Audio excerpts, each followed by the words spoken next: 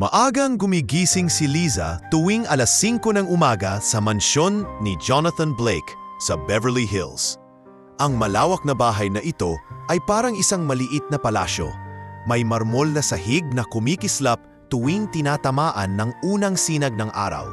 Mga chandelier na tila kumikislap kahit walang ilaw at malalaking bintana na tanaw ang lungsod sa ibaba. Ngunit sa kabila ng karangyaan, tahimik ang buong lugar. Sa mga oras na yon, wala pang gising maliban sa mga katulad ni Liza na nasa likod ng bawat kumikislap na sulok ng mansyon. Lumipat si Liza sa Amerika 2 taon na ang nakalilipas. Sa Pilipinas, dati siyang masipag na estudyante sa law school. Ngunit napilitang tumigil dahil sa kakulangan sa pera at pagkakasakit ng kanyang ina. Kinailangan niyang magtrabaho bilang kasambahay para masuportahan ang magulang at 3 kapatid. Ngayon, bawat buwan, nagpapadala siya ng malaking bahagi ng kanyang sweldo sa probinsya upang makapag-aral ang mga kapatid. Tahimik si Liza sa trabaho, isang uri ng katahimikan na hindi dahil sa pakot, kundi dahil sa disiplina. Hindi siya palakwento sa kapwa staff at bihira rin siyang magsalita sa kanyang amo, si Jonathan. Kapag nakasalubong niya ito sa hallway, magalang siyang yumuyuko at bumabati, "Good morning, Sir Jonathan." Minsan, tatawag lang si Jonathan mula sa dulo ng hallway at sasagot siya ng isang maikling, "Yes, sir," bago gawin ang inuutos. Kilala si Jonathan bilang isa sa pinakamayayamang negosyante sa Amerika, lalo na sa industriya ng real estate at technology. Ngunit para kay Liza, siya ay isang tahimik at misteryosong tao. Madalas niyang nakikita ang amo na abala sa mga tawag at meeting, laging nakasuot ng mamahaling suit, at bihirang ngumiti. Minsan, sa hapagkainan tuwing may malaking event, nakikita niyang nag-iisa ito, nakatingin sa baso ng alak na parang may iniisip na mabigat. Sa kabila ng katahimikan ng kanilang interaksyon, malapit si Liza sa iba pang tauhan ng mansyon. Mayroong si Marlene, ang headmaid, na parang nanay ng lahat doon. "Liza, anak, huwag mong kalimutang kumain muna bago ka mag-general cleaning sa East Wing." Madalas nitong bilin. Nandyan din si Carlo, ang driver na laging may dalang kwento mula sa labas. "Uy, Liza," bulong ni Carlo. Minsang magkasabay silang nag-aayos sa garahe. "Nakita ko kanina si boss na parang inisakausap niya sa phone. Siguro may problema sa negosyo." Ngumingiti lang si Liza, hindi nakikisawsaw. "Baka trabaho lang, Carlo. Baka hindi naman ganun kabigat." Sa loob-loob niya, pinipilit niyang huwag maging mausisa. Alam niyang trabaho niya ay maglinis, mag-ayos, at tumulong sa anumang gawain sa bahay. Hindi upang manghimasok sa buhay ng amo, ngunit hindi rin niya maiwasang mapansin ang ilang detalye. Mga dokumentong naiwan sa mesa, mga tawag na tila galit ang tono, at mga sandaling mahuli niya si Jonathan na tila malayo ang tingin. Isang umaga, habang naglilinis sa library, huminto siya sandali upang ayusin ang ilang librong nakakalat sa mesa. Napansin niya ang isang lumang kopya ng Black's Law Dictionary, makapal at may bahid ng alikabok. Napangiti siya ng bahagya. "Law school?" Bulong niya sa sarili. Parang isang alaala na dati abot kamay ngunit ngayoy na palayo.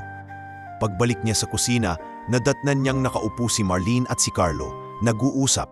"Mukhang stress na naman si Sir Jonathan," sabi ni Marlene habang nakakunot noo.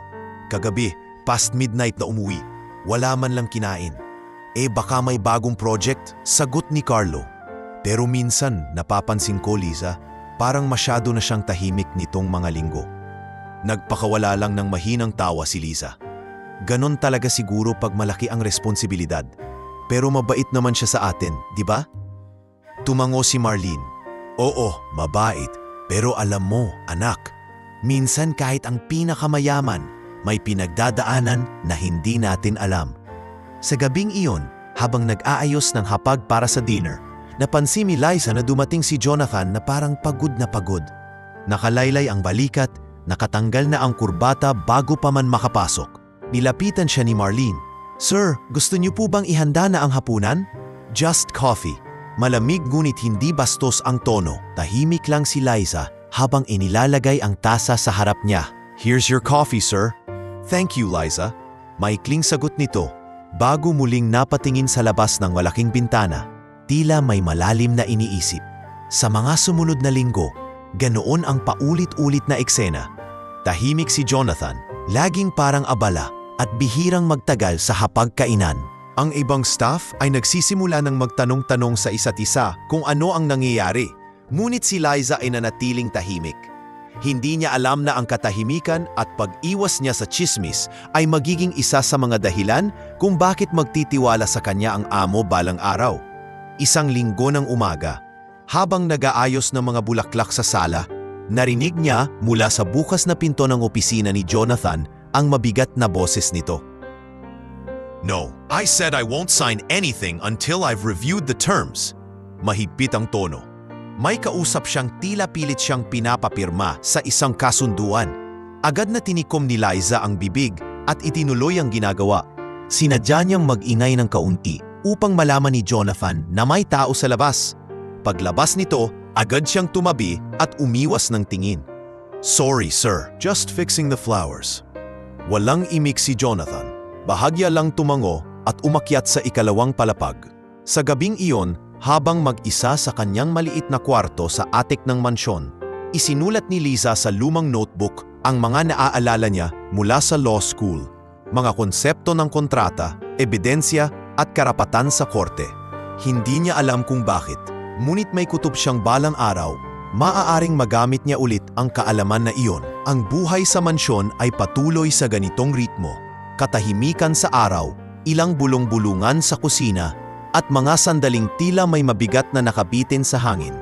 Ngunit sa puso ni Liza, kahit simpleng maid lamang siya, may tinatagong apoy, isang tapang at kaalaman na matagal nang natutulog, handang magising kapag dumating ang oras. At ang oras na yon, hindi niya alam, ay mas malapit na kaysa sa inaakala niya.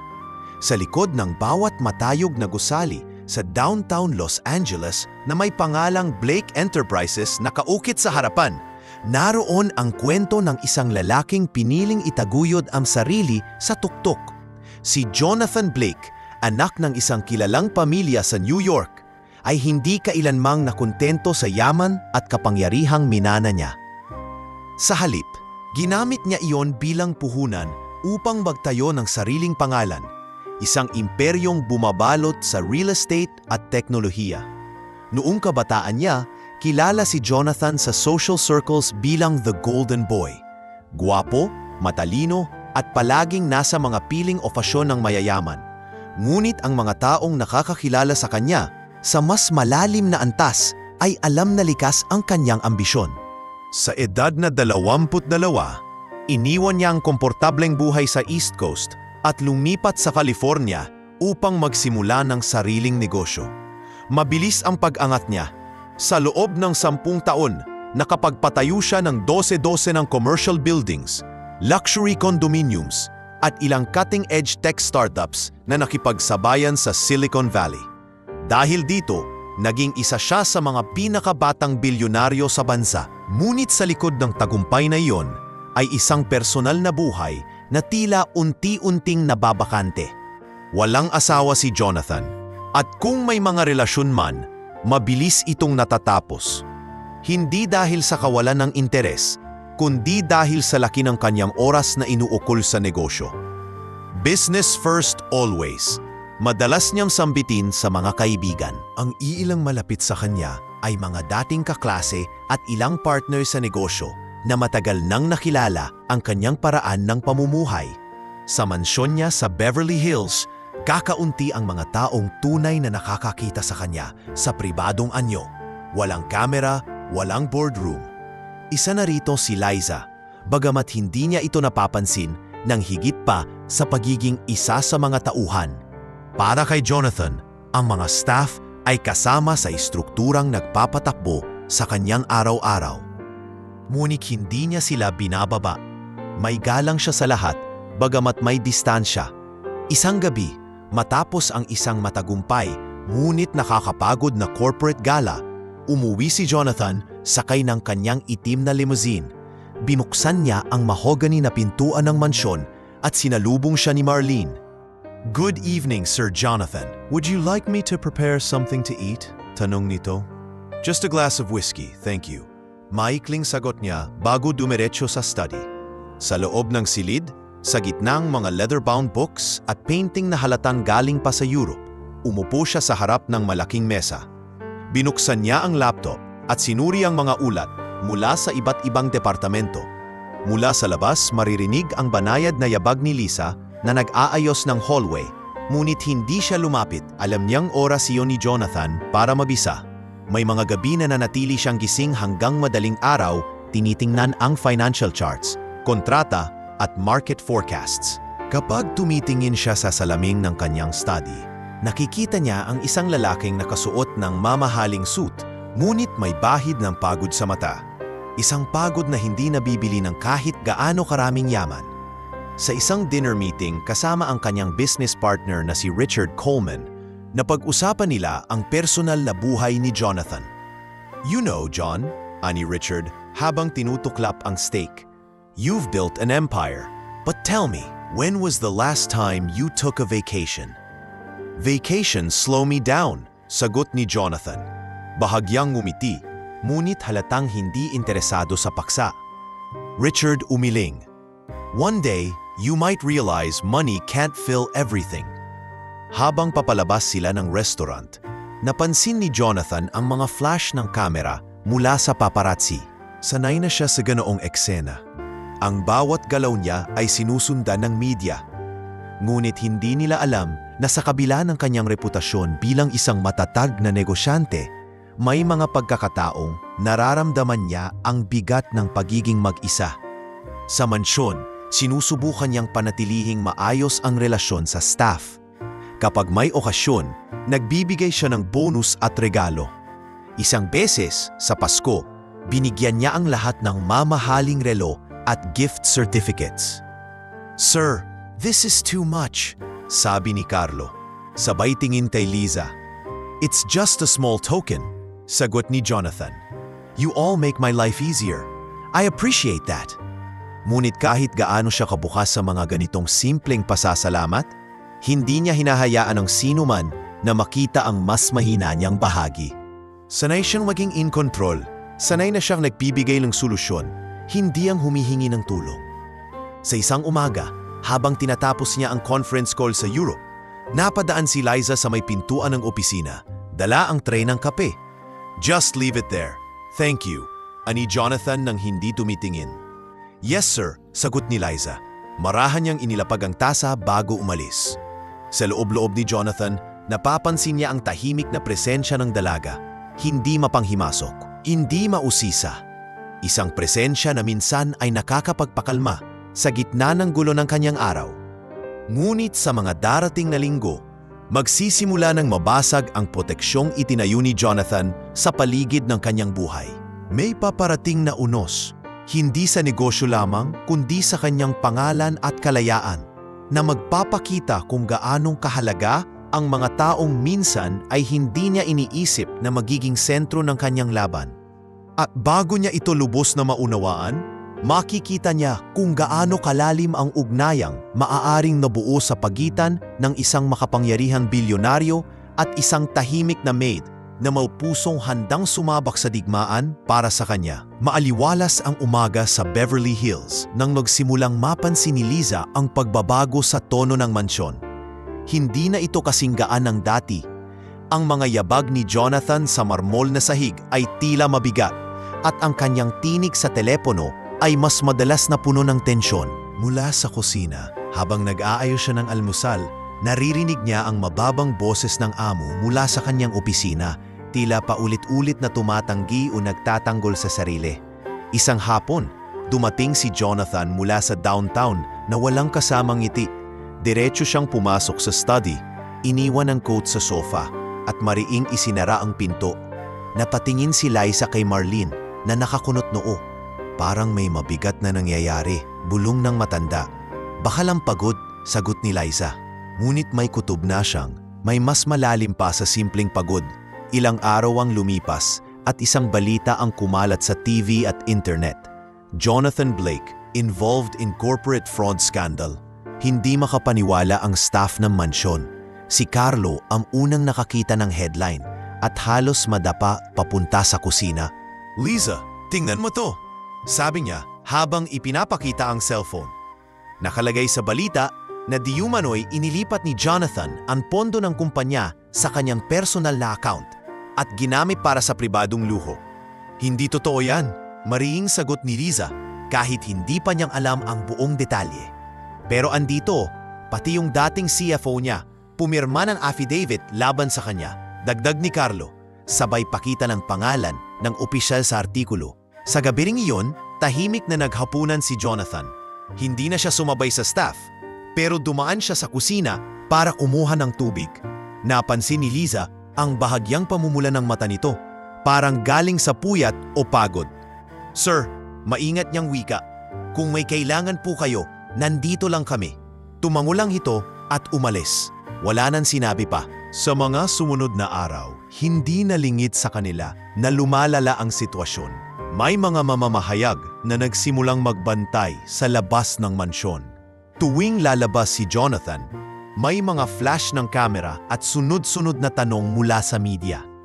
"Mr. Blake, did you embezzle company funds? Are you prepared to go to jail?"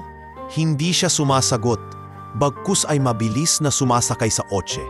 Habang naglilinis si Liza sa may library, nakita niyang naiwan sa mesa ang ilang dokumento. Sa isang sulyap, napansin niya ang mga financial statements at mga pirma. May kakaiba sa pagkakasulat ng ilang lagda.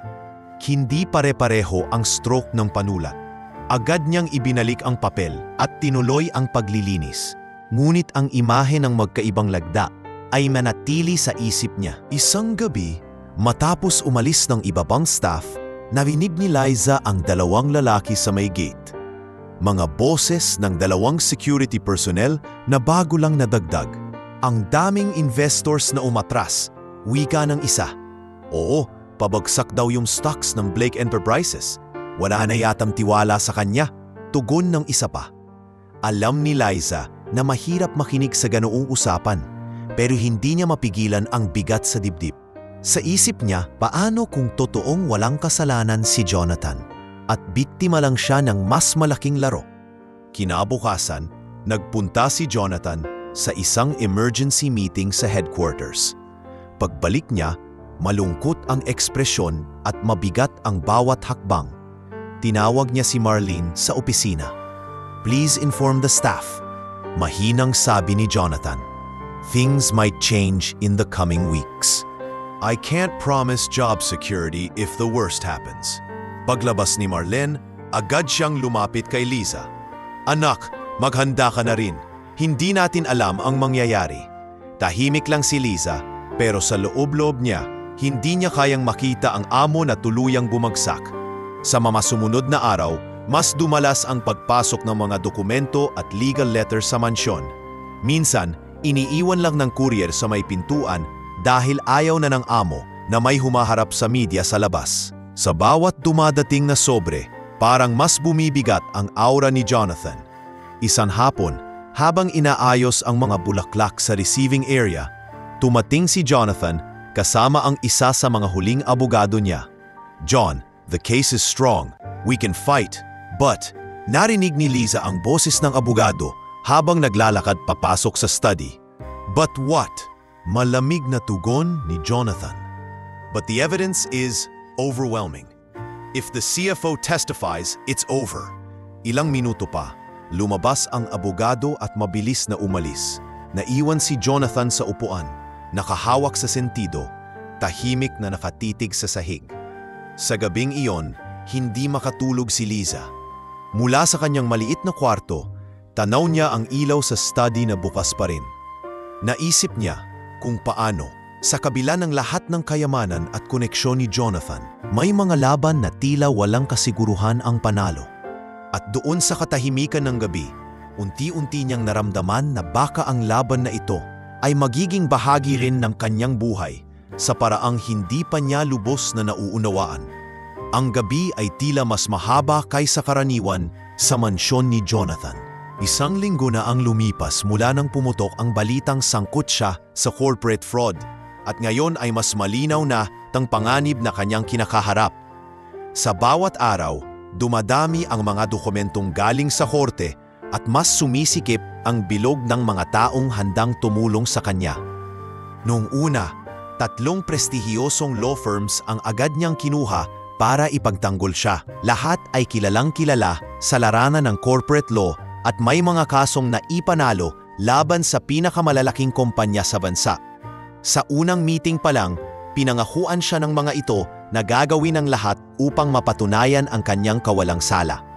Ngunit habang lumilipas ang mga araw at mas nadadagdagan ang ebidensyang ipinapakita ng kabilang panig, isa-isang bumigay ang kumpiyansa ng mga abogado. Unang umatras ang firm mula New York. Dumating ang managing partner mismo sa mansyon, kasama ang isang sobre. Sa loob ay may mahabang paliwanag kung bakit hindi na sila maaaring magpatuloy sa kaso.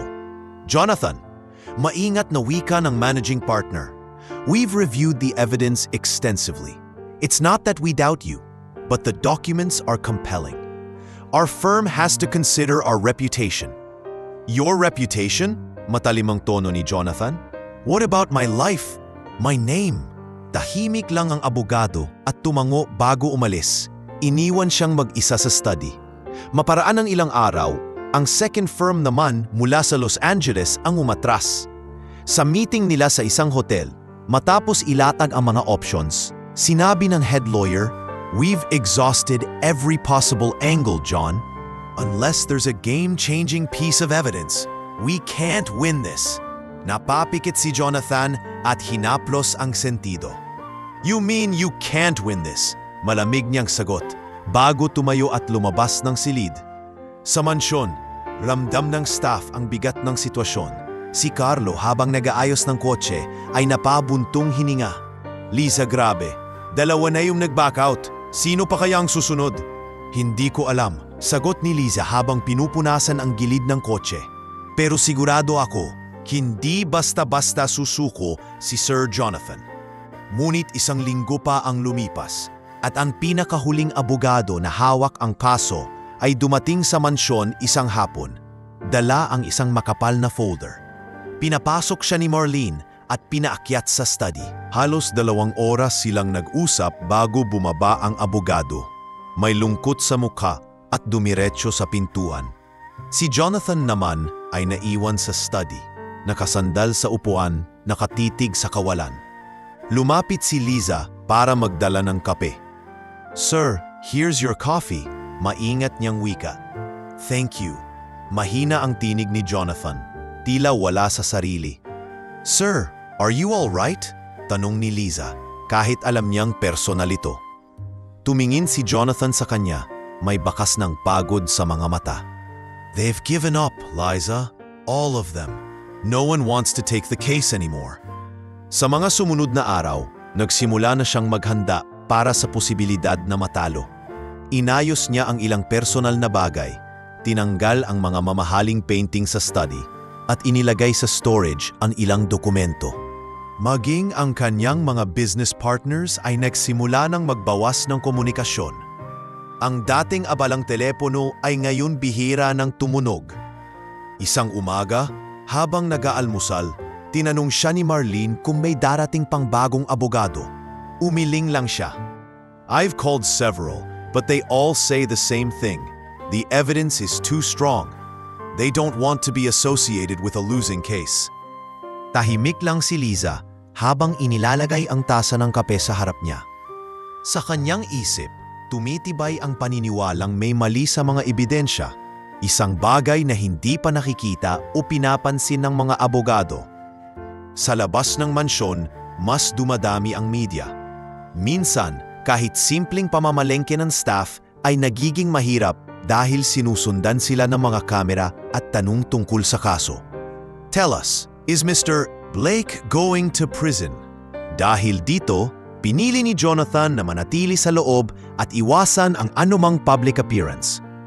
Ngunit sa kabila ng lahat, pinipilit pa rin niyang maging maayos ang kanyang asal sa loob ng mansyon.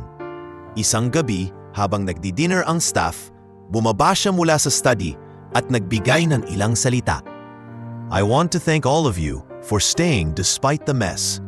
I can't promise what's going to happen next, but I appreciate your loyalty." Nagkatinginan ang mga tauhan. At si Liza ay nanatiling nakatingin sa kanya.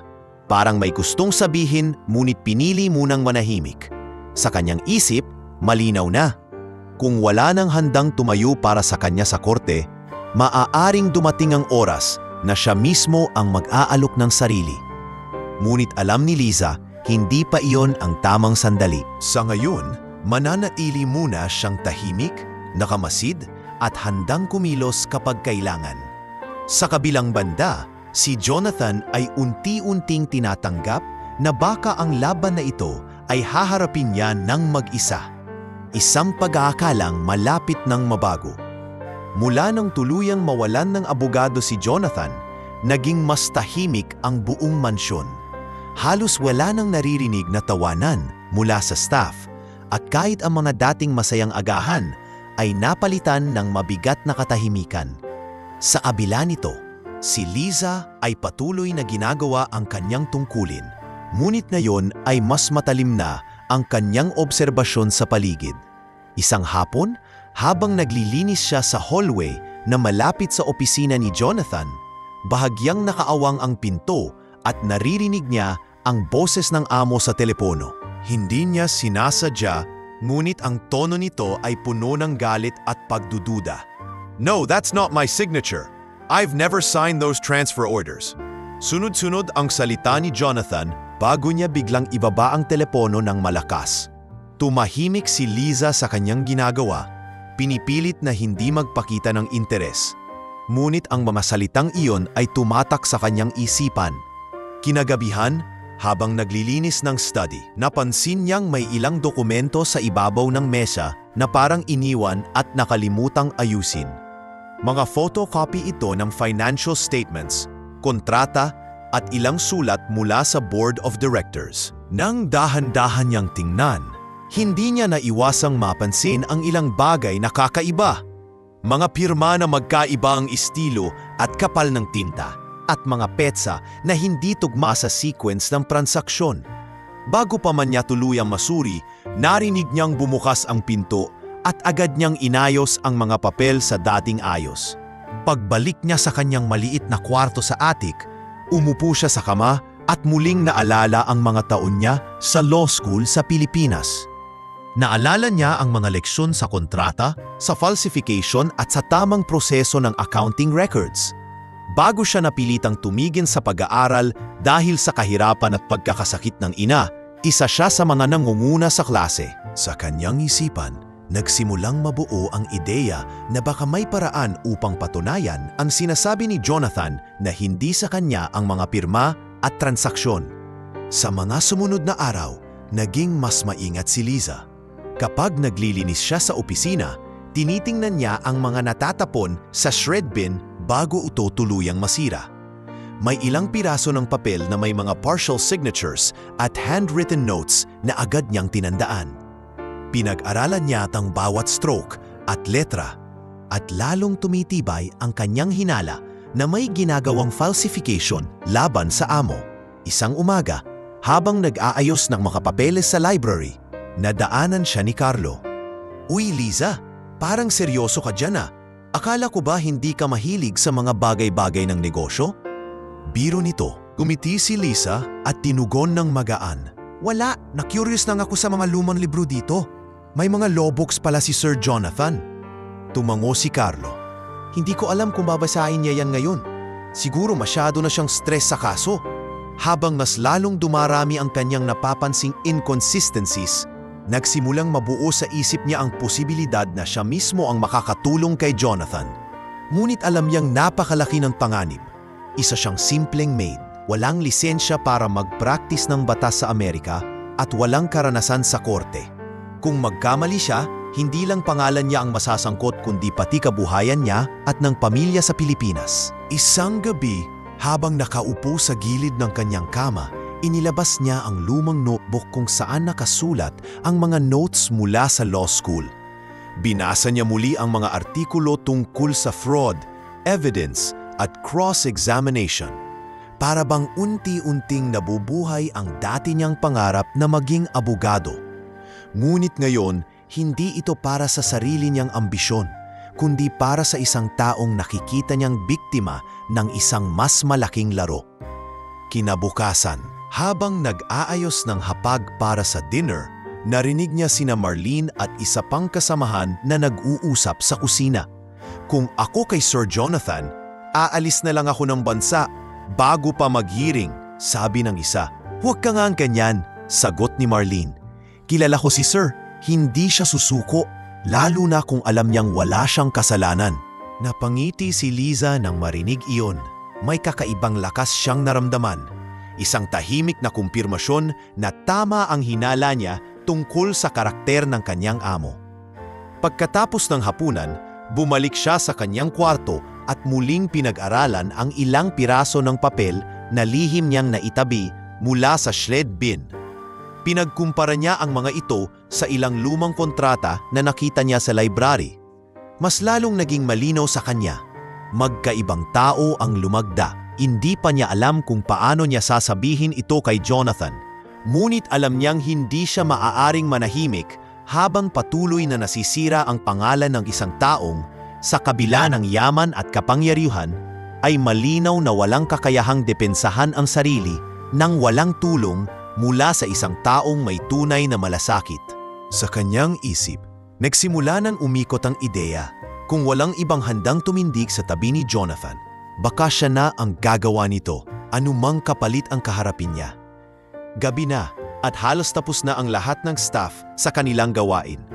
Tahimik na ang mansyon, tanging ang mahinang patak ng tubig mula sa fountain sa hardin ang maririnig. Si Liza ay abala pa rin sa pag-aayos ng ilang bulaklak sa malaking vase sa dining hall nang mapansin niyang bukas ang pinto ng study. Karaniwan, mahigpit itong isinasaara ni Jonathan kapag abala siya sa trabaho. Ngunit ngayong bukas ito, sumilip si Liza upang tiyakin kung ayos lang siya.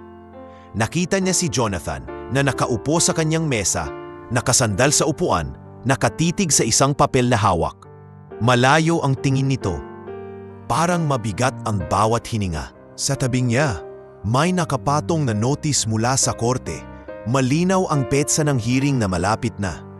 Dahan-dahan siyang lumapit, dala ang tray ng kape. Sir, baka gusto niyo pong magkape muna. Maingat niyang alok. Tumango si Jonathan, ngunit hindi inalis ang tingin sa papel. Thank you, Liza. Mahina niyang sagot. Nang ilapag niya ang tasa sa mesa, sakalan siya tumingin sa kanya. Mapula ang mata, halatang pagod at puyat. Everything all right, sir? Tanong ni Liza, kahit alam niyang halata na ang sagot. Napabuntong hininga si Jonathan. No, it's not. I have no lawyer now. No one wants to take my case. And honestly, I'm not sure I can win. Nanatiling tahimik si Liza saglit. Pinagmamasdan ang taong sanay makitang matatag. Ngayon ay parang pinanghihinaan. Parang biglang gumaan ang bibig niya at hindi niya napigilang magsalita. Sir, kung wala na pong ibang tatayo sa tabi niyo, ako po ang magtatanggol sa inyo. Parang biglang bumalik ang ulirat ni Jonathan. Napatingin siya kay Liza na parang hindi makapaniwala sa narinig. What? Liza, this is not a joke. Mumiti siya ngunit matatag ang tinig. Hindi po ako nagbibiro. Bago ako pumunta rito sa Amerika, nag-aral po ako ng batas sa Pilipinas. Hindi man po ako nakatapos, alam ko po ang proseso at alam ko pong may mali sa mga ebidensyang ginagamit nila laban sa inyo. Napakunot ang noo ni Jonathan, halatang nag-aalangan. Liza, this is a federal case. This is America. You can't just walk into a courtroom and defend me like in the movies. Tumango siya. Alam ko po, hindi ako pwedeng mag-represent bilang licensed attorney dito, pero pwede po akong maging parte ng inyong legal team. Pwede po akong mag-research, maghanap ng inconsistencies at magbigay ng strategy. Sir, nakita ko na po ang ilang dokumentong hindi tugma. Kung hindi natin kikilos, talo na po agad tayo kahit wala pa sa korte. Sandaling natahimik si Jonathan. Hawak pa rin ang notice mula sa korte. Kita sa mukha niya ang pag-aalangan. Ngunit naroon din ang kakaibang interes. And why would you do that? You could just stay out of this and keep your job until this all collapses. Tumingin si Liza diretso sa kanyang mga mata. Dahil alam ko po na wala kayong kasalanan at dahil wala pong ibang handang maniwala sa inyo ngayon, Baka ako na lang po ang natitira. Sa unang pagkakataon mula nang magsimula ang gulo, bahagyang lumambot ang ekspresyon ni Jonathan. "You serious about this?" "Very, sir," mabilis niyang sagot. "I'm not afraid of the work. I'm only afraid that you'll lose without even trying the right approach." Bumangon si Jonathan mula sa upuan at lumakad papunta sa bintana, nakatanaw sa malawak na hardin na naliligo sa ilaw ng buwan. Ilang minuto siyang nanatiling tahimik, tila pinag-iisipan ang alok ni Liza. Sa likod niya, nakatayo ang dalaga, matatag at handang tumanggap ng kahit anong sagot. Maya-maya, humarap siya muli. "All right, if you're that determined, I'll give you a chance. But only if you work alongside someone who knows the American legal system inside out. I won't let you do this alone." Napangiti si Liza. "I understand, sir. That's all I'm asking. Let me help." Kinabukasan, agad niyang sinimulan ang unang hakbang. Pinayagan siya ni Jonathan na magkaroon ng access sa ilang mahahalagang dokumento mula sa kaso. Ipinakilala rin siya sa isang retiradong abogado na matagal nang kaibigan ng pamilya Blake, si Attorney Samuel Green. Isang matanda ngunit matalas pa rin ang isip, si Green ay pumayag na magbigay ng gabay kay Liza habang hinahanda ang depensa. Sa unang meeting nila, pinanong agad ni Green si Liza, "You're quite brave, young lady. Do you know what you're getting into?" Tumango siya, diretso ang tingin. "Alam ko po na mahirap, pero mas mahirap pong panoorin ang isang inosenteng tao na masisira ang buhay nang wala man lang lumalaban para sa kanya." Habang papanapit ang araw ng hearing, nagsimula nang maramdaman ni Liza ang bigat ng responsibilidad na pinasok niya. Ngunit kasabay nito ay unti-unting nabubuo ang tiwala ni Jonathan sa kanya. Hindi na siya basta tauhan sa mansyon, unti-unti na siyang nagiging sandigan sa panahong halos lahat ay tumalikod na sa kanya. At sa bawat gabing magkasama silang nagbubukas ng mga lumang kontrata at pinagdadaanan ang bawat linya ng ebidensya, mas nagiging malinaw kay Liza na ang laban na ito ay higit pa sa simpleng depensa sa korte. Isa itong patunay na kahit ang pinakamahina sa paningin ng lipunan ay kayang tumindig para sa pinakamalakas kung mayroon silang tapang, talino at malasakit na tunay. Kinabukasan matapos ang pag-uusap nila sa study, tila may kakaibang katahimikan sa pagitan ni Jonathan at Liza. Hindi ito malamig na katahimikan, kundi parang isang mahigpit na pag-iisip. Pareho silang alam na malaki ang responsibilidad at panganib na nakaatang. Habang kumakain ng talmusal, napansin ni Liza na tahimik lang si Jonathan, nakatingin sa tasa ng kape. Sa huli, siya ang unang nagsalita. "Sir, kung gusto niyo pong magbago ng isip, naiintindihan ko naman po. Alam kong mahirap pagkatiwalaan ang isang katulad ko." Itinaas ni Jonathan ang tingin, diretso sa kanya. "It's not that I don't trust you, Liza. It's just, this is my life we're talking about. My freedom, my reputation. If we make one mistake, I'm done." Huminga siya ng malalim, bago sumagot. "Alam ko po yan, sir. Kaya nga hindi ko kayo hiniling na ipagkatiwala agad lahat sa akin. Pero nakita ko po ang mga dokumento. May mga inconsistency sa mga pirma. May mga accounts na hindi tugma. Kung makikita yan ng isang matinong abogado, may laban pa po tayo." "Liza, those lawyers you're talking about, 3 of the best, already saw everything. And they gave up," sagot ni Jonathan. Bahagyang tumaas ang boses. "Do you think you can see something they missed?" Nagtagal ang katahimikan bago siya sumagot. "Yes, sir. Dahil hindi lang po ako titingin bilang abogado. Titingnan ko po bilang isang taong naniniwala na inosente kayo. At minsan, yung hindi sinusukat ng court documents, nahahanap ng isang taong may ibang pananaw." Sa mga sumunod na araw, sinubukan ni Jonathan na iwasan ang usapan tungkol sa kanyang kaso. Ngunit mapapansin sa kilos niya na iniisip pa rin niya ang alok ni Liza. Kapag naldadaan ito sa study para maglinis o magdala ng inumin, hindi maiwasang magtanong ng kaunti. "So, these inconsistencies you're talking about, what exactly are they?" Tanong niya minsan habang nakasandal sa upuan. Ipinaliwanag ni Liza ang ilan sa mga napansin niya. "Sir, tingnan niyo po tong sample. Pangpirma dito sa transfer order na supposedly kayo ang lumagda. Masyadong panay ang linya. Sa mga pirma niyo na nakita ko sa ibang kontrata, mas natural ang curve at may mga bahagyang pagkakaiba. Hindi ganito ka-perfect. At itong date, sir, this was a Sunday.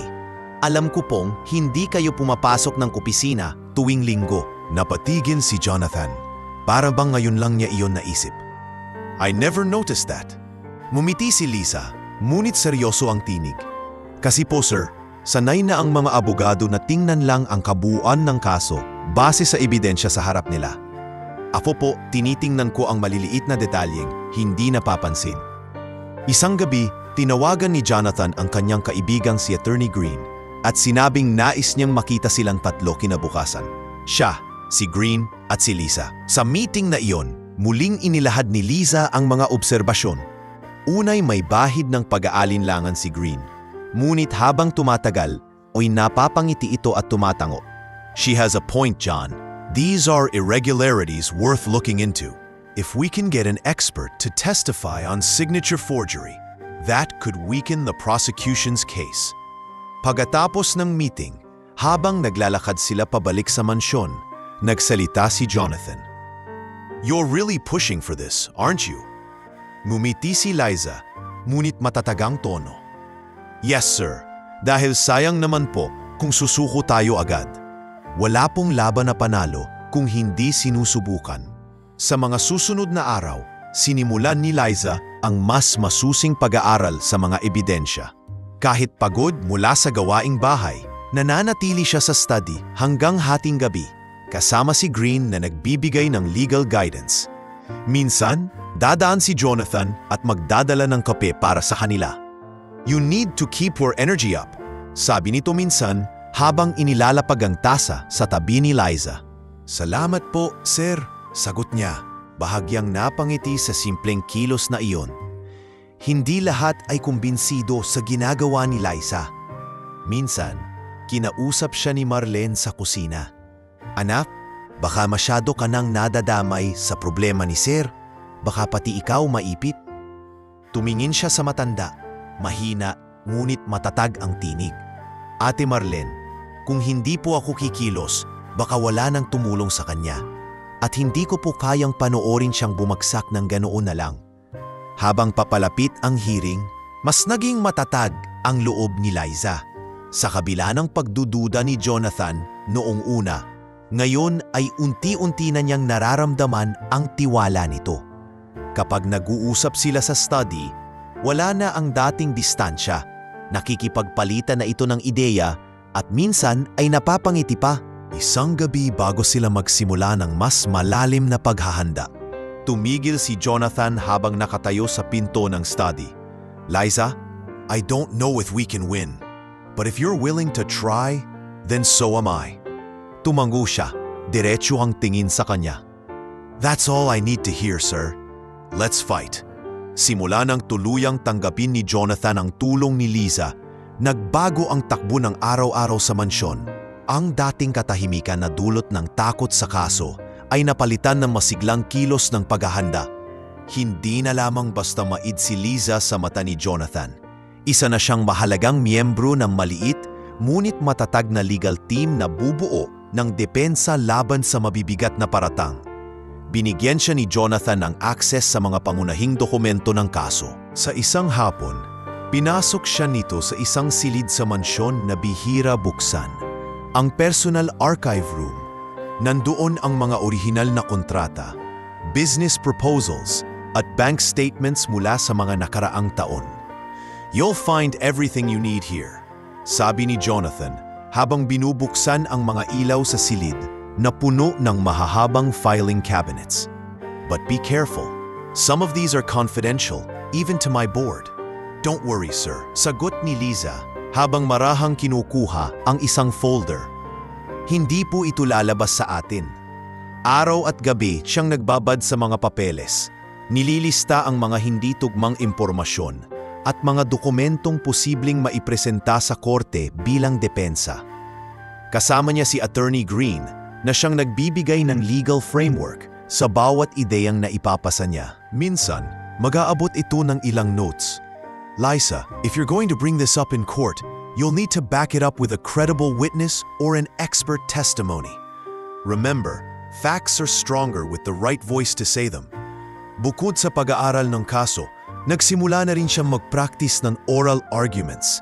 Tuwing gabi, sa malaking dining table na pansamantalang ginawang practice area, tinutulungan siya ni Green at minsan ay nakikinig si Jonathan mula sa gilid. State your point clearly, Liza, uutos ni Green, and make sure you anticipate the counter-argument before they even say it.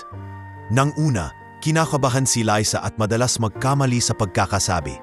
Ngunit sa bawat pag-ulit, mas tumitibay ang kanyang boses at kumpiyansa. Isang gabi, matapos ang mahabang session, napangiti si Jonathan. You're getting better. You sound like you've been doing this for years. Ngumiti rin si Liza, bahagyang humihingal. Practice lang po, sir.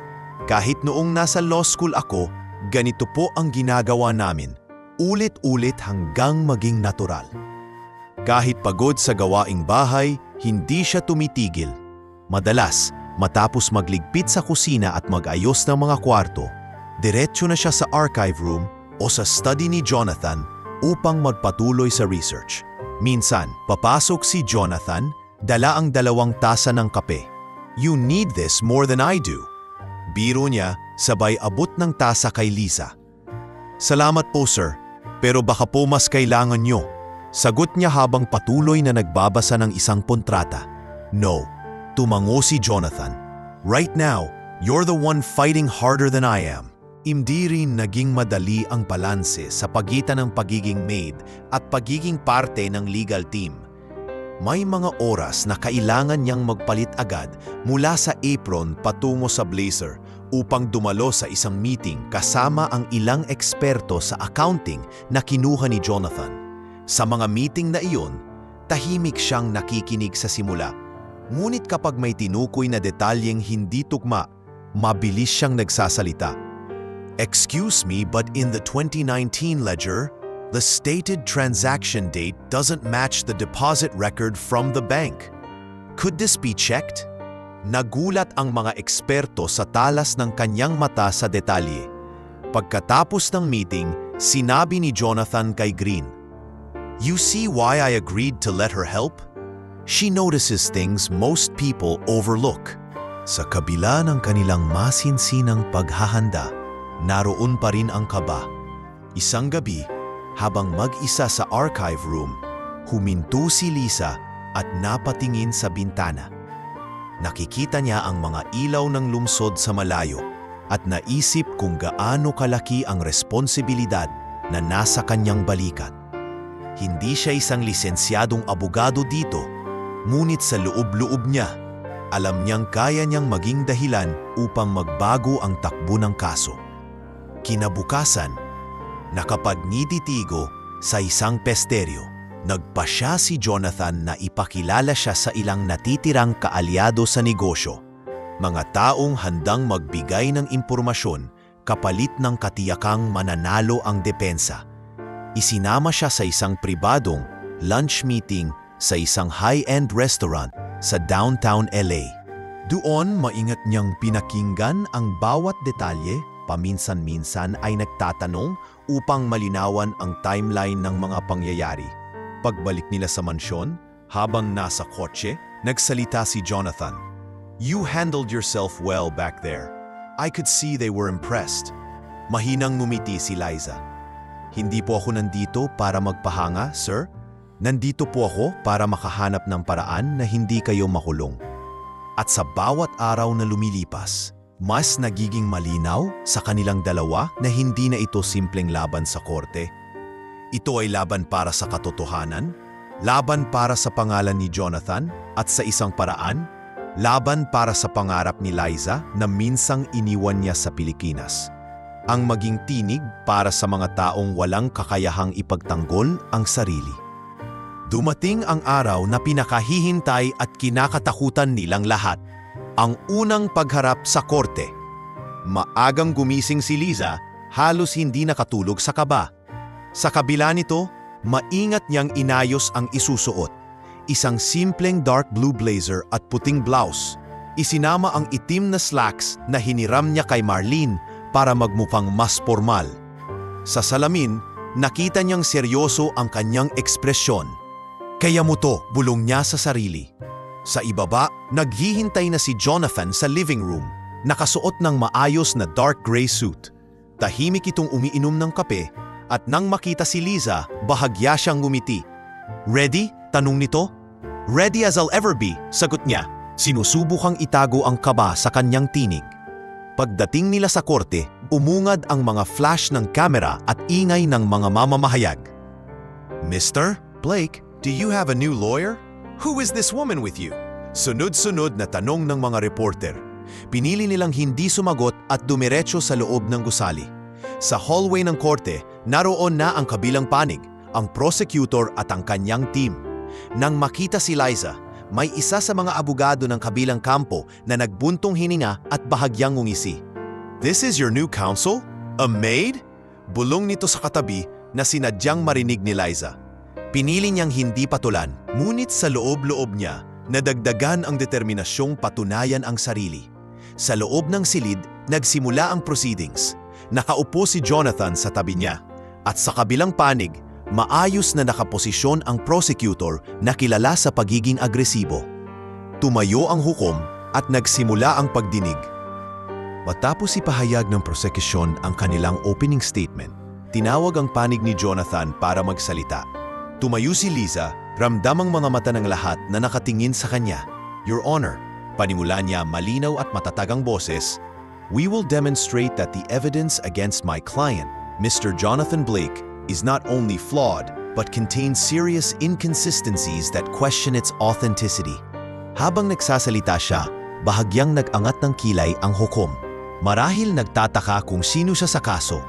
Ngunit nang magsimula na siyang magpresenta ng unang ebidensya, isang accounting record na may maling petsa, napatingin ang hukom sa prosecutor. "Prosecution, do you have an explanation for why this transaction date falls on a Sunday, a non-banking day?" Talong nito. Hindi agad nakasagot ang prosecutor at sa sandaling iyon, naramdaman ni Liza ang bahagyang pagbabago sa atmosfera. Pinakita rin niya ang side-by-side comparison ng dalawang pirma na parehong sinasabing kay Jonathan, ngunit malinaw na magkaiba ang stroke at pressure. "We have reason to believe, Your Honor, that these signatures were forged," dagdag niya. Pahimik na nakikinig si Jonathan at sa gilid ng kanyang mata, napansin ni Liza na bahagya itong ngumiti, isang ngiti ng pag-asa. Sa unang pagkakataon mula nang magsimula ang laban, may nararamdaman silang maliit ngunit mahalagang hakbang pabor sa kanila. Matapos ang unang bahagi ng presentasyon, humingi ng recess ang korte. Lumapit si Jonathan kay Liza habang sila ay nasa hallway. "You were incredible in there," sabi niya, halos pabulong ngunit puno ng damdamin. "Marami pa po tayong kailangan gawin, sir," sagot ni Liza.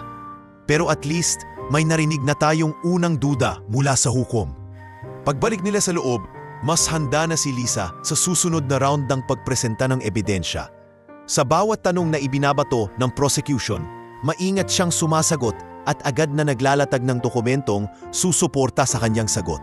May mga pagkakataon na tinutulungan siya ni Attorney Green sa technical terms, ngunit karamihan ng argumento ay siya mismo ang naghahatid. Sa pagtatapos ng unang araw ng hearing, halata ang pagbabago sa reaksyon ng media. Sa labas ng korte, imbes na puro negatibong tanong, may ilang reporter na nagtatanong, "Miss, what's your legal background? How did you find those inconsistencies?" Ngunit pinili ni Liza na manatiling tahimik. Dalang payo ni Jonathan na huwag munang magbigay ng pahayag sa publiko. Sa sasakyan pauwi, tahimik silang dalawa sa loob ng ilang minuto. Sa huli, nagsalita si Jonathan. "Liza, whatever happens, I want you to know that you've already done more for me than anyone else has since this started." Tumingin siya sa kanya, may bahagyang ngiti. "Hindi pa po tapos ang laban, sir. Hanggat hindi kayo malinis sa lahat ng paratang, hindi pa ako titigil." Sa gabing iyon, bumalik sila sa mansyon na may dalang bagong enerhiya. Hindi pa rin tapos ang panganib, ngunit may malinaw na tanda, na hindi sila lubos na natatalo. At habang nag-aayos si Lisa ng mga dokumento para sa susunod na pagdinig, alam niyang ang unang laban na yun sa korte ang naging simula ng mas matinding yugto ng kanilang pakikibaka para sa hustisya. Matapos ang unang araw sa korte, malinaw sa lahat na nabigla ang kabilang kampo sa ipinakitang depensa ni Lisa. Ngunit hindi iyon magtatagal na magiging simpleng bentahe. Sa loob lamang ng 3 araw, kumalat ang balita na ang prosecutor ay kumuha ng mas kilalang abogado upang pamunuan ang kanilang panig. Isang veteranong litigator na si Daniel Hargrove, kilala sa kanyang matinding cross-examination at walang awa sa kalaban. Sa isang umaga, habang nagbabasa ng balita sa kusina, si Carlo ang unang nagbalita. Narinig mo ba? Si Hargrove na raw ang hahawak sa kabilang panig? Grabe, kahit mga CEO natatalo niya. Hindi siya sumagot agad. Sa halip, marahan niyang ibinaba ang tasa ng kape at bumulong.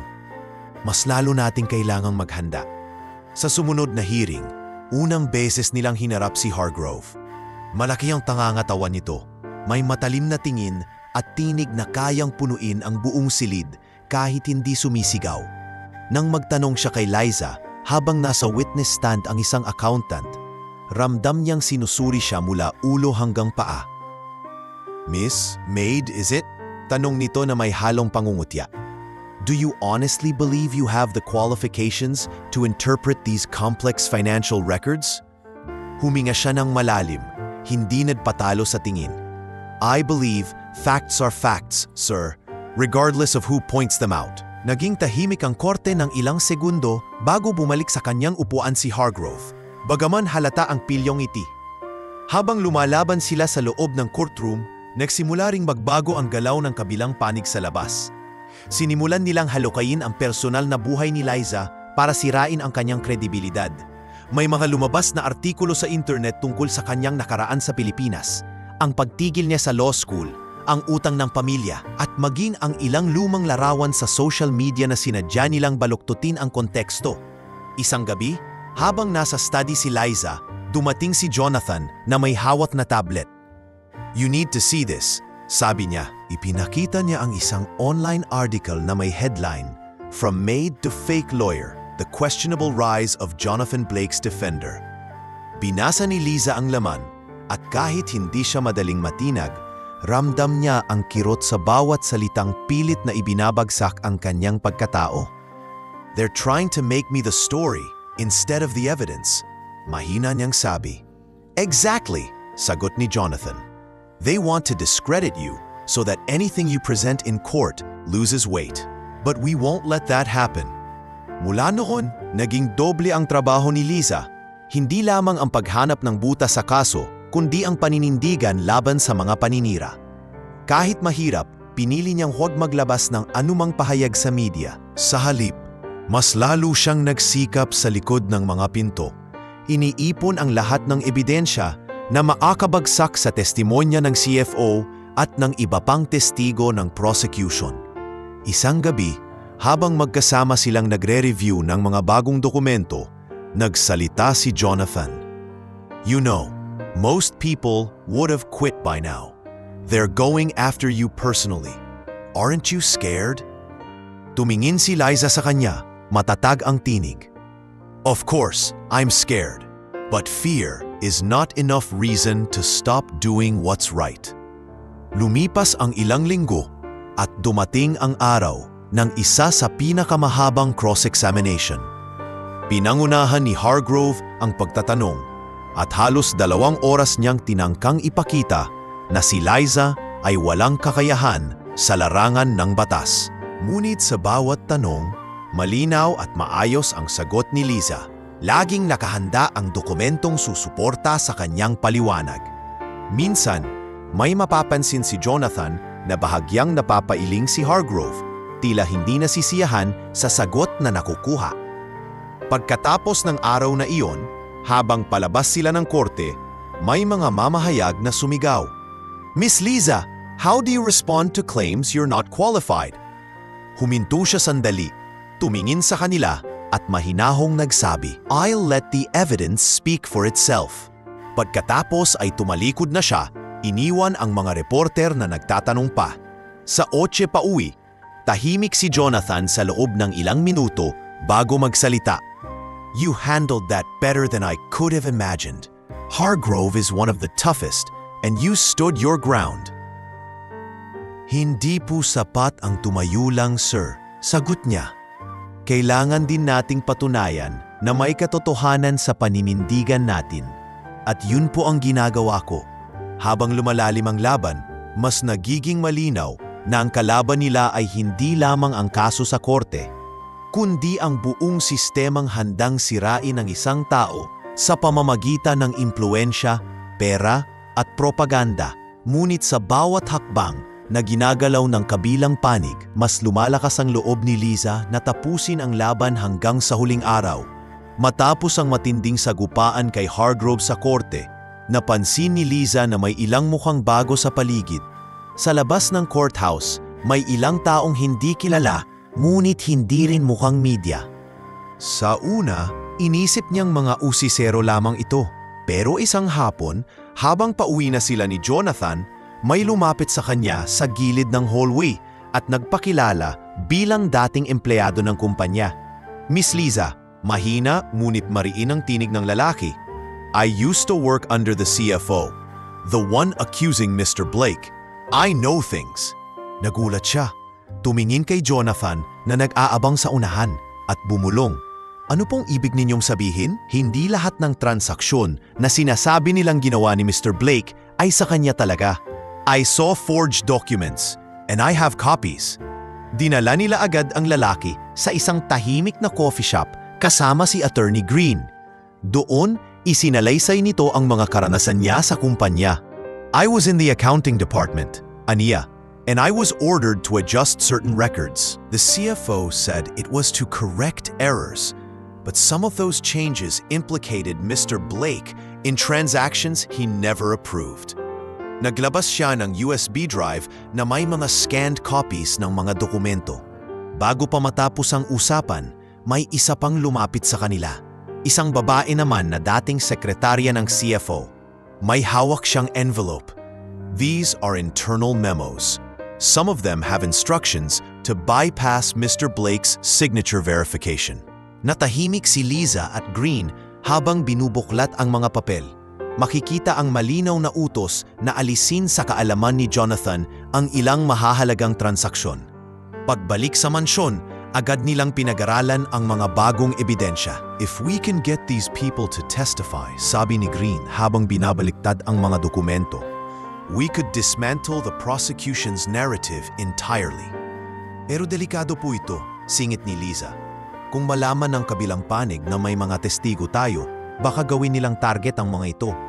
At totoo nga, sa mga sumunod na araw, nakatanggap na mga awag at text ang mga testigo na may halong pagbabanta. Isang gabi, nagmamadaling pumunta sa mansyon ang lalaking unang lumapit kay Liza, pawis na pawis at takot na takot. "They followed me," sabi niya, halos hingal na hingal. "I think they know I talked to you." Agad na nagdesisyon si Jonathan na maglagay ng karagdagang seguridad, hindi lamang para sa mansyon, kundi pati para sa mga testigo. Gumamit siya ng kanyang natitirang mga koneksyon upang tiyakin na hindi basta maaabot ng kabilang panig ang mga taong handang tumulong sa kanila. Habang pinoproseso ni Green ang legal na paraan upang maipasok ang mga bagong ebidensya, abala naman si Liza sa pagsasaayos ng testimonya ng mga testigo. Pinupuntahan niya ang mga ito isa-isa, tinitiyak na malinaw at magkakatugma ang kanilang mga salaysay. "Huwag po kayong mag-alala," sabi niya sa dating sekretarya. "As long as we have the truth and proper protection, hindi nila tayo matatakot." Sa bawat meeting, mas lalong tumitibay ang depensa nila. Alam ni Liza na malaki ang magiging epekto nito sa kaso. Ngunit higit pa sa ebidensya, nararamdaman niya ang mabigat na pasasalamat ng mga taong lumapit sa kanila. Isang gabi, habang nakaupo sila ni Jonathan sa study, napatingin ito sa kanya at nagsabi, "You know, without you, these people wouldn't have come forward. They trust you, Liza, because you're fighting for the right reason." Bahagyang ngumiti si Liza. Siguro po dahil alam nila na pareho kami. Wala masyadong kapangyarihan, pero alam ko ano ang tama at mali.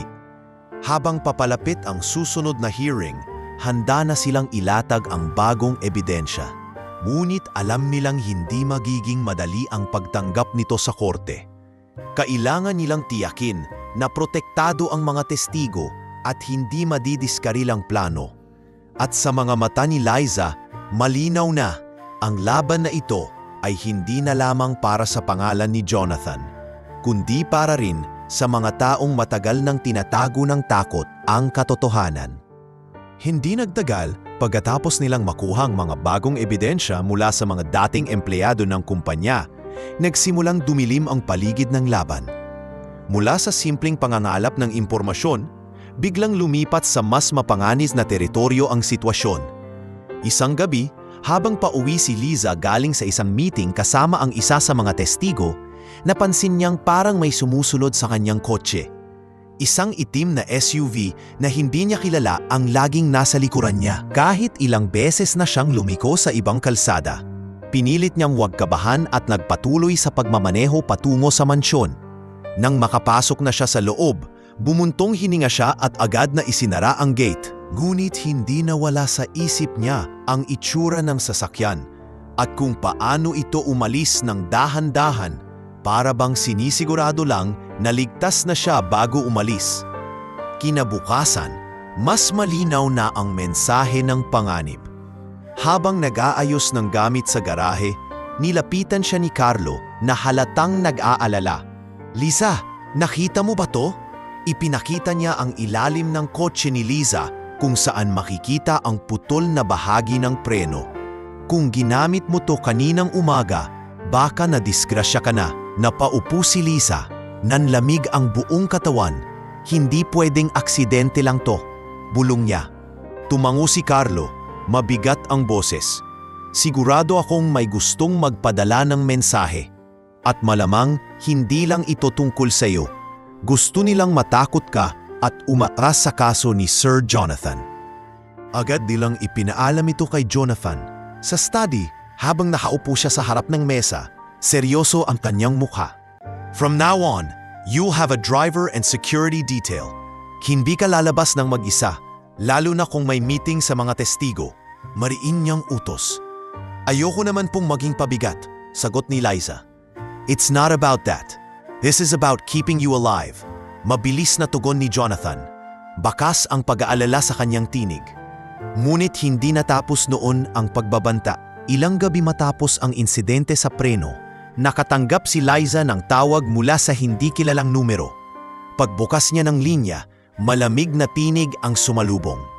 "If you care about your family back in the Philippines, you'll drop this case." Sadlit lang yon bago tuluyang ibinaba ang tawag, ngunit sapat na upang manginig ang kanyang mga kamay. Hindi niya iyon itinago kay Jonathan. Nang marinig ito, mas lalong naging mahigpit ang seguridad sa mansyon. Nagdagdag siya ng mga tauhan upang bantayan hindi lang si Liza, kundi pati na rin ang mga testigo na lumalapit sa kanila. Tumawag din siya sa isang kaibigang nasa law enforcement upang matrace ang pinagmulan ng tawag. Bagamat alam nilang mahirap itong gawin kung gumagamit ng burner phone ang mga nagbabanta, sa kabila ng takot, hindi nagpatinag si Liza. Sa halip, mas naging masigasig siya sa paghahanda para sa kaso. Tuwing gabi, kahit may mga gwardiyang nakabantay sa labas ng kanyang kwarto, hindi siya tumitigil sa pagsusuri ng mga dokumento. Sa isip niya, kung susuko siya ngayon, para na rin niyang tinanggap na tama ang kasinungalingang ibinibigay ng kabilang panig sa korte. Minsan, habang abala siya sa pagbabasa ng mga kontrata, pumasok si Jonathan sa study, dala ang 2 tasa ng tsaa. "You know," sabi niya habang inilalapag ang tasa sa mesa, "most people would have left after the first threat. But you stay." Tumingin si Liza sa kanya, matatagang boses. "Kung aalis po ako ngayon, sir, sino pa ang lalaban para sa inyo? At sa lahat ng taong umaasa sa atin, sa gitna ng lahat ng ito, nagsimulang lumapit si Jonathan hindi lamang bilang amo, kundi bilang taong nakikita ang sakripisyo at tapang ni Liza. Sa bawat oras na magkasama sila, mas lalo siyang humahanga sa determinasyon nito. At sa kabila ng lahat ng panganib na dinaranas nila, may kakaibang tiwala na nabuo sa pagitan nila. Isang tiwala na magiging sandigan nila sa mga susunod na mas mabibigat pang pagsubok. Habang papalapit ang susunod na hearing, alam nilang hindi lang legal na laban ang haharapin nila. May laban din silang kailangang tapusin sa labas ng korte. Isang laban para sa kanilang kaligtasan at sa katotohanan na desperadong itinatago ng mga taong may kapangyarihang masira sila. Dumating ang araw ng isa sa pinakamahalagang hearing mula nang magsimula ang kaso. Maaga pa lang ay gising na si Lisa, nakahanda na ang kanyang dark navy suit at neatly tied na buhok. Sa baba, naghihintay si Jonathan.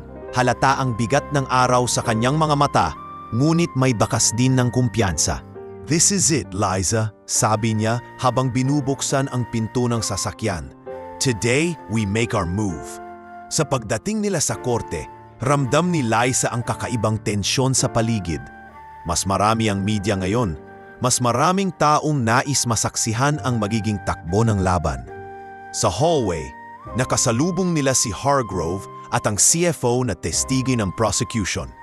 Nakangiti ang CFO para bang sigurado na sa kanilang panalo. Ngunit hindi pinansin iyon ni Liza. Sa isip niya, ang lahat ay magbabago sa loob ng ilang oras. Sa pagsisimula ng hearing, unang nagsalita ang prosecution. Muling inilahad ng CFO ang kanyang salaysay na si Jonathan daw mismo ang nag-utos ng maling paglipat ng pondo. Matatag ang kanyang boses, ngunit sa bawat salitang lumalabas sa kanyang bibig, ramdam ni Lisa na mas lumalapit ang pagkakataon upang ilatag ang ebidensya na magbabagsak sa kanya. Nang tawagin na ang depensa, tumayo si Lisa at lumapit sa podium. "Your Honor," panimula niya, "the defense would like to present new evidence that directly contradicts the testimony of the prosecution's key witness." Ipinakita niya ang isang folder na may mga photocopy ng dokumentong galing mismo sa loob ng kumpanya. Ang mga nakuha nila mula sa dating empleyado at sekretarya ng CFO. Isa-isa niyang inilatag ang mga ito sa malaking screen sa courtroom. As you can see, these internal memos explicitly instruct the accounting department to bypass Mr. Blake's signature verification. These instructions came directly from the CFO's office. Sabay turo sa pirma sa memo. And if we compare this signature to authenticated samples, an expert handwriting analyst will confirm it is not Mr. Blake's. Nagkatinginan ang mga tao sa loob ng porte, maging ang hukom ay lumapit upang mas maigi pang makita ang dokumento. Tumayo si Hargrove upang tumutol. "Objection, Your Honor. These documents could have been fabricated after the fact." "Your Honor," mabilis na tugon ni Lisa. "These documents were provided by two separate individuals from different departments, neither of whom had any contact with each other after leaving the company. Furthermore, both have agreed to testify under oath regarding their authenticity." Agad na tinawag ang unang testigo, ang dating empleyado sa accounting. Kinilatis siya ni Hargrove, ngunit matatag niyang sinabi, "I was there. I saw the orders, and they never came from Mr. Blake." Sumunod ang dating sekretarya na nagpatunay rin na ilang beses niyang nakita ang CFO na pinipirmahan ng mga dokumento sa ngalan ni Jonathan nang hindi nito nalalaman. Habang tumatagal ang testimonya, kitang-kita ang unti-unting pagbabago sa ekspresyon ng hukom. Mula sa pagiging neutral ay naging mas mapanuri sa panig ng prosecution. Sa gilid, si Jonathan ay tahimik lang, ngunit mahigpit ang pagkakahawak sa gilid ng mesa, para bang pinipigil ang sarili na magpakita ng labis na emosyon. Nang matapos ang presentasyon ng mga testigo, iniharap ni Lisa ang huling piraso ng ebidensya. Isang financial transaction record na nagpapakitang habang nangyayari ang sinasabing ilegal na paglilipat ng pondo, nasa ibang bansa si Jonathan para sa isang business summit. "Your Honor, the prosecution's timeline does not hold. My client could not have authorized this transfer because he was in Tokyo, Japan at the time, as verified by immigration and travel records." Sa puntong iyon, Tila nabasag ang kumpiyansa ng CFO. Nakita ni Liza kung paano ito napahawak sa kanyang noo at umiwas ng tingin sa hukom. Samantala, si Hargrove ay nakapikit sandali bago humiling ng maikling recess. Sa hallway, habang nag-aantay silang muling bumalik sa loob, tumingin si Jonathan kay Liza. You just shook their entire case. Hindi pa po tapos, sir, sagot niya. Pero ngayon nasa atin ang momentum.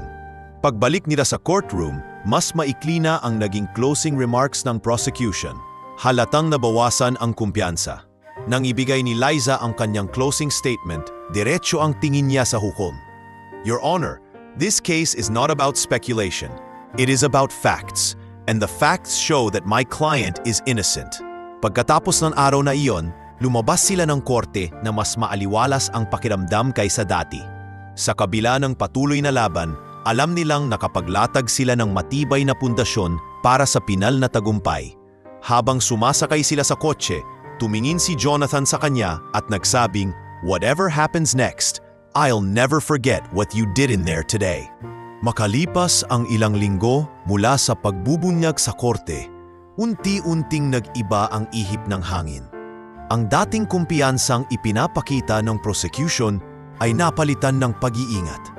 At ang dating mabigat na titig ng hukom kay Jonathan ay naging mas magaan at mas nakatuon sa ebidensyang inihaharap ng depensa.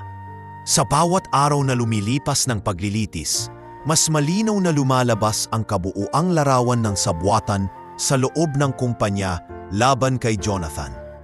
Dumating ang araw ng hatol. Sa umagang iyon, tahimik na nakaupo si Liza sa gilid ng study. Hawak ang mga huling dokumento na posibleng kailanganin. Umasok si Jonathan, nakaayos sa kanyang navy blue suit at bahagyang ngumiti. "Today's the day," aniya, halatang may halong kaba at pag-asa sa boses. Tumango si Liza. "Ano man po ang mangyari, sir, alam natin na ginawa natin ang lahat." Pagdating nila sa korte, puno ang silid ng mga mamamahayag, usisero at ilang dating empleyado ng kumpanya. Nakaupo sa unahan ang CFO, iwas sa tingin ng depensa. Sa gitna ng katahimikan, pumasok ang hukom at nagsimulang basahin ang desisyon. Habang binabasa nito ang mga findings, naramdaman ni Liza ang pagbilis ng tibok ng kanyang puso. The court finds that the prosecution has failed to prove beyond reasonable doubt the guilt of the defendant, Mr. Jonathan Blake. The charges are hereby dismissed. Sa sandaling iyon, parang huminto ang oras para sa kanila. Napatitig si Jonathan sa hukom at saka dahan-dahang napangiti. Sa tabi niya, hindi na napigilan ni Liza ang mapaluha. Marami sa loob ng silid ang nabigla. Ang mga mamamahayag ay nagsimula ng magtulakan upang makalapit at ang CFO ay nanatiling nakatungo, walang masabi. Lumapit si Jonathan kay Liza at mahina ngunit malinaw na sinabi, "You did it. We did it." Umiling siya at pinipigil ang luha. "Kayo po ang lumaban, sir. Ako lang po ang tumulong na makita ng lahat ang katotohanan." Paglabas nila ng korte, sinalubong sila ng mga kamera at mikropono. "Mr. Blake, how do you feel about the verdict? Miss Liza, what's next for you after this?" Sunod-sunod na tanong. Bahagyang itinaas ni Jonathan ang kamay upang patahimikin ang crowd at nagsalita. "I owe my freedom and my name to this woman beside me. Without her, the truth would never have come out." Agad na naging viral ang video ng kanyang pahayag. Sa loob lamang ng ilang oras, umikot ito sa social media at mga balita. Tinatawag si Liza bilang the maid who saved a billionaire. Ngunit para kay Liza, higit pa sa titulo ang halaga ng tagumpay na iyon. Ito ay patunay na kahit sino, gaano man kaliit sa mata ng iba, ay may kakayahang baguhin ang kapalaran kung may tapang at determinasyon. Kinagabihan, nagkaroon ng maliit na salo-salo sa mansyon. Nandoon ang ilang staff, si Attorney Green, at ilan sa mga testigo na tumulong sa kaso. Sa gitna ng pagtawa at pagbati, lumapit si Jonathan kay Liza at iniabot sa kanya ang isang sobre. "It's not payment, aniya. It's an offer." Binuksan ni Liza ang sobre at nabasa ang nilalaman. Isang scholarship grant para matapos ang kanyang law degree sa Amerika kasama ang lahat ng gastusin. Nanlaki ang kanyang mga mata. Sir, this is too much. Umiling si Jonathan. It's the least I can do. You have the talent, Liza. You proved that in court. Now it's time you get the title to match it. Hindi na napigilan ni Liza ang yakapin ng amo. Isang yakap na puno ng pasasalamat at respeto. Salamat po, sir. Pangako, gagamitin ko po ito para makatulong sa mas marami.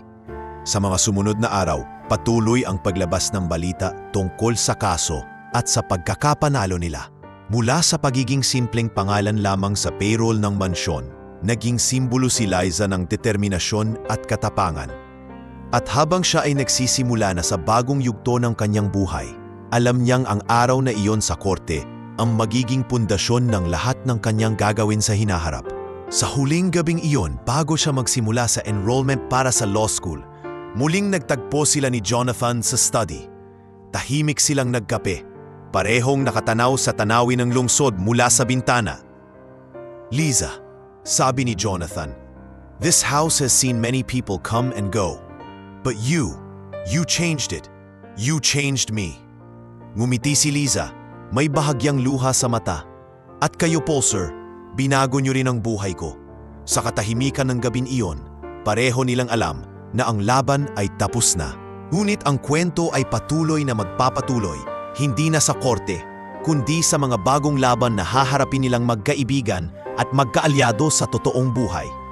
Makalipas ang ilang linggo mula nang ibasura ng korte ang lahat ng paratang laban kay Jonathan, nagsimula nang maging tahimik muli ang buhay sa mansyon. Ngunit para kay Liza, alam niyang hindi na kailanman babalik sa dati ang kanyang mundo. Sa bawat sulok ng bahay, tila may bakas ng kanilang pinagdaanan. Ang mga gabi ng walang tulog sa study, ang mga papel na nagkalat sa hapag, at ang mga pag-uusap na puno ng kaba, ngunit hindi nawawalan ng pag-asa. Isang umaga, tinawag siya ni Jonathan sa teras kung saan sila madalas magkape. Nakasuot ito ng simpleng polo at mukhang mas magaan na ang aura kaysa dati. Liza, panimula niya, I've already spoken to the admissions office of a reputable law school here in the States. If you accept, your scholarship starts next semester. Natigilan siya, hawak pa ang tasa ng kape. Sir, sigurado po ba kayo? Baka naman masyado na po itong malaking utang na loob. Ngumiti si Jonathan. You don't owe me anything. This is not a debt. It's an investment. You have the talent, Liza. It's time you use it in a bigger arena. Tinanggap niya ang alok at sa sumunod na mga buwan ay sinimulan niya ang kanyang bagong buhay bilang estudyante. Sa umaga, patuloy pa rin siyang tumutulong sa mansyon, ngunit sa hapon ay pumapasok siya sa law school. Dala ang kanyang laptop at makapal na mga libro. Hindi naging madali ang balanse ng dalawang mundo, ngunit sa bawat leksyon, nararamdaman niyang unti-unti siyang bumabalik sa pangarap na minsan ay iniwan niya sa Pilipinas. Minsan, sa library ng universidad, makakatanggap siya ng tawag mula kay Jonathan. How's my future lawyer doing? Biro nito. Ngumingiti siya kahit pagod. Surviving, sir. Mahirap pero nakakatuwa. Parang mas lalo akong ginaganahan kapag naiisip kong ito ang simula ng mas malaki pang laban. Sa mansyon, hindi nagbago ang respeto ng mga kasamahan sa kanya. Si Marlene, na tila pangalawang ina na, ay laging nag-aalala. Anak, baka naman masyado kang napupuyat. Hindi biro ang law school. Alam ko po, Ate Marlene, sagot ni Liza. Pero sanay na po ako sa puyat. Noon na po, puyat din ako sa paglilinis at paghahanap ng ebidensya. Ngayon, at least para na ito sa kinabukasan. Lumipas ang 2 taon at natapos ni Liza ang kanyang kurso. Sa graduation day, naroon si Jonathan, nakaupo sa unahan, dala ang malaking buke ng bulaklak. Nang tawagin ang kanyang pangalan at sumampa siya sa entablado, nagpalakpakan ang lahat. Pagkatapos ng seremonya, lumapit si Jonathan at iniabot ang bulaklak. I told you, Liza, you were meant for this. Pero hindi doon nagtapos ang kanyang paglalakbay. Matapos makapasa sa bar exam, agad siyang inalok ni Jonathan ng posisyon bilang legal counsel sa kanyang kumpanya. Sa unang araw niya sa opisina, Nakasuot siya ng maayos na corporate attire. May sariling mesa at opisina. From the maid's quarters to your own office. Biro ni Jonathan habang nakatayo sa pintuan. Ngumiti si Liza. At lahat ng iyon, sir, utang ko sa inyo at sa tiwala ninyo. Walang utang dito, Liza. You earned every bit of it. Seryoso nitong sagot. Bilang legal counsel, hindi lamang siya nagtatrabaho para sa kumpanya. Ginamit niya ang kanyang posisyon upang magsulong ng transparency at integridad sa negosyo. Sinigurado niyang hindi na mauulit ang nangyaring sabwatan na muntik nang sumira kay Jonathan. Madalas siyang konsultahin hindi lamang sa legal matters kundi maging sa mga desisyon sa corporate ethics. Sa isang pulong ng Board of Directors, tumayo si Liza upang magpresenta ng bagong policy para sa internal auditing. Sa dulo ng kanyang presentasyon, napatingin siya kay Jonathan na bahagyang tumango para bang sinasabing, "I'm proud of you." Maging sa labas ng trabaho, hindi niya nakalimutan ang kanyang pinagmulan. Patuloy siyang nagpapadala ng pera sa pamilya sa Pilipinas at sinigurong makapagtapos sa kolehiyo ang lahat ng kanyang kapatid. Tuwing tatawag ang ina niya, hindi nawawala ang mga salitang, "Anak, hindi ka na lang basta nangangarap na yon, natutupad mo na."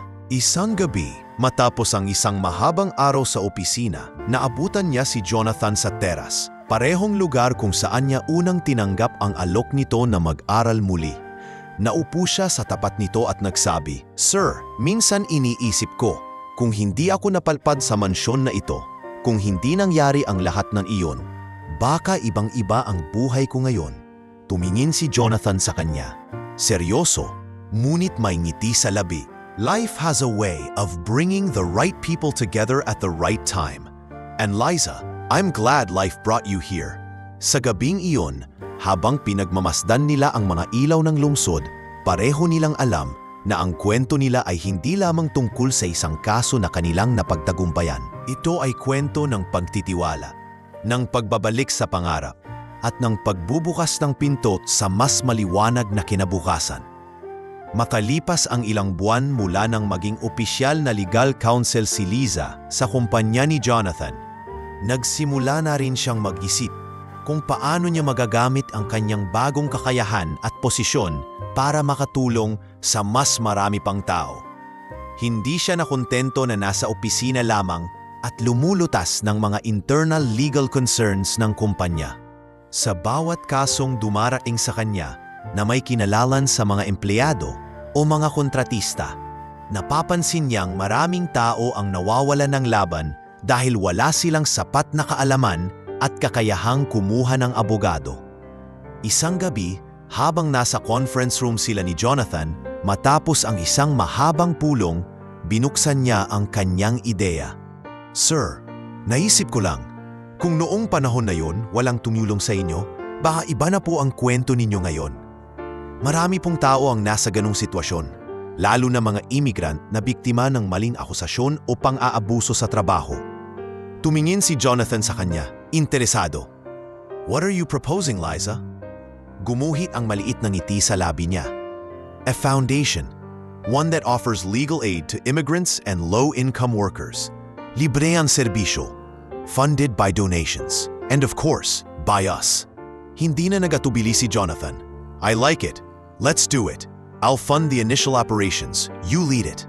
At doon nagsimula ang pagbuo ng Blake Legal Aid Foundation. Sa unang linggo, binuo ni Liza ang core team. Ilang volunteer lawyers, paralegals, at community organizers. Pinili niyang magkaroon ng opisina malapit sa mga komunidad ng mga migrant worker, hindi sa magarang business district. "Gusto ko pong lapitan nila tayo ng walang takot," sabi niya sa mga empleyado. Sa unang buwan ng operasyon, 3 kaso agad ang tinanggap nila. Lahat ay may kinalaman sa maling pagkakakulong o unfair dismissal sa trabaho. Isang domestic helper ang tinulungan nilang maibasura ang kasong theft na gawa-gawa lamang ng kanyang amo. Isang construction worker naman ang nabigyan nila ng tamang kompensasyon matapos maaksidente sa site. At isang kabataang immigrant na nahuli dahil sa maling identity ang nailabas nila mula sa kulungan. Habang lumalaki ang bilang ng natutulungan nila, dumami rin ang mga balakid. May ilang individual at kumpanya na hindi natuwa sa kanilang gawain dahil nailalantad ang mga maling gawain ng mga ito. Ngunit ngayon, hindi na basta natitinag si Liza. Dala niya ang suporta ni Jonathan at ng kanyang kumpanya, pati na rin ng mga taong naniniwala sa kanilang layunin.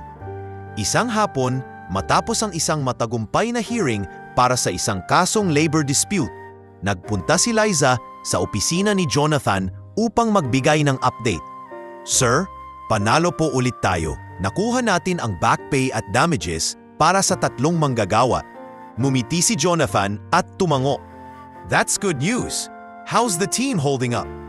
"Pagod pero masaya. Sir, alam niyo po, parang bumabalik sa akin yung naramdaman ko nung una tayong lumaban sa korte. Yung alam mong tama ang ginagawa mo." Bukod sa mga kaso, nagsimula rin silang magsagawa ng legal literacy seminars para sa mga komunidad. Tuwing Sabado, pupunta sila sa iba't ibang lugar upang magturo tungkol sa mga karapatan ng mga manggagawa at imigrant. Doon, madalas marinig ni Liza ang mga kwento ng pang-aabuso at pang-aapi na hindi napupunta sa korte dahil takot ang mga tao na magsalita. Isang araw, sa isa sa kanilang seminar, may lumapit sa kanya, isang matandang babae na galing sa Pilipinas. "Anak, salamat sa ginagawa ninyo. Noon pa ako nandito, pero ngayon lang ako nakaramdam ng ganitong proteksyon." Napangiti si Liza at naalala niya ang kanyang ina at kung paano ito laging nagsasabi na ang kabutihan ay dapat ibinabahagi. Habang patuloy ang kanilang misyon, lumawak ang network ng foundation. Dahil sa suporta ni Jonathan, nakapagbukas sila ng 3 branch sa iba't ibang estado. Maraming kumpanya at organisasyon ang nagsimulang mag-donate at makipagtulungan. Ngunit kahit lumalaki na ang operasyon, nanatiling personal para kay Liza ang bawat kaso. Hindi siya nagkukulong lang sa opisina. Sinisiguro niyang naroon siya sa tuwing may mahirap na hearing o may kliyenteng nangangailangan ng moral support. Isang gabi, habang nakaupo sila ni Jonathan sa teres ng mansyon, pinagmasdan nila ang city lights. "You've built something incredible, Liza," sabi ni Jonathan. May halong pagmamataas sa tinig. Ngumiti siya. "Hindi po ako mag-isa. Kung wala tayo, baka hanggang pangarap lang ang lahat ng to." At higit sa lahat, kung hindi nangyari ang laban natin noon, hindi ko po malalaman na kaya ko pala. Sa puntong yon, malinaw kay Liza na ang kanilang laban sa korte noon ay hindi lamang para sa pangalan ni Jonathan. Isa pala itong binhi na nagbunga ng mas malawak na layunin. Ang ipaglaban ang karapatan ng mga taong walang tinig at ipakita sa mundo na ang hustisya ay dapat para sa lahat, hindi lang para sa may pera at kapangyarihan. Makalipas ang ilang taon mula nang mabuo ang Blake Legal Aid Foundation, nanatiling matatag ang samahan ni Liza at Jonathan, hindi lamang bilang amo at dating kasambahay, kundi bilang magkaalyado at magkaibigan sa laban para sa hustisya. Sa kabila ng patuloy na pagdami ng kanilang mga proyekto at responsibilidad, natutunan nilang laging bumalik sa pinagmulan ng kanilang kwento. Ang gabing iyon sa study ng mansyon, kung saan unang sinabi ni Liza, "Ako ang magtatanggol sa inyo." Isang gabi ng taglamig, inimbitahan si Liza na tumanggap ng parangal mula sa isang National Legal Association para sa kanyang kontribusyon sa larangan ng public service at legal aid. Nasa isang engrandeng hotel ang seremonya. Puno ng mga kilalang abogado, judges at mga lider ng iba't ibang organisasyon. Nasa unang hanay si Jonathan, nakasuot ng itim na taksedo, tahimik ngunit nakangiti habang pinapakinggan ang pagbibigay-pugay kay Liza. Pag-akyat niya sa entablado, tumingin siya sa mga tao at nagsalita. "Marami pong salamat sa pagkilalang ito, pero ang totoo po, hindi ito kwento ng isang tao. Ito po ay kwento ng tiwala, ng paniniwala na kahit ang pinakamaliit sa mata ng lipunan ay may kakayahang magdala ng pagbabago. At may isang tao po sa audience ngayon na unang naniwala sa akin noong wala pang ibang naniniwala. Jonathan Blake." Pinili niyang banggitin ang pangalan nito ng malinaw at narinig niya ang mahihinang palakpakan mula sa mga dumalo. Pagkatapos ng seremonya, sa labas ng hall, naglakad sila palabas ng magkasabay. "You didn't have to say that," sabi ni Jonathan, bahagyang nahihiya. Ngumiti si Liza. "I did. Kasi totoo naman po, kung hindi kayo nagtiwala, baka hanggang ngayon, nasa kusina pa rin ako ng mansyon ninyo, naghuhugas ng plato. Wala po itong lahat." Habang naglalakad sila, bumalik sa isipan ni Jonathan ang lahat ng pinagdaanan nila. Ang mga gabing walang tulog, ang mga hearing na puno ng kaba, ang mga taong tumalikod sa kanya, at kung paano siya pinili ni Liza na ipaglaban kahit wala siyang kasiguraduhan kung mananalo.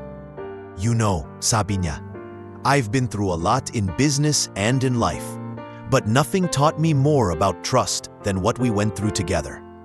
Hindi nagtagal, nagsimula silang magtrabaho sa mas malalaking proyekto para sa foundation.